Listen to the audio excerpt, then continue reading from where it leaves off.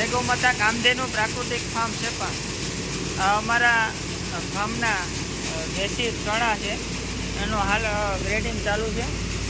આ એકદમ જે દેશી આવતા પહેલાં જે કહરટ આની ઓળખાણ એવું હોય કે આ ઝીણા એવા કાંટા જેવા હોય છે આની અંદર એ તમે મુઠ્ઠી વાળીને ખોલો એટલે તમારા હાથની અંદર તૂટી જાય। આ આપણો જૂનામાં જૂના દેશી ચણા છે।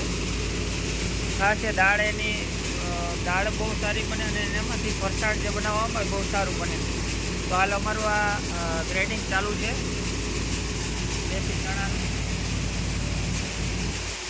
તો જે લોકોને જોતા હોય તે અમારો કોન્ટેક કરે।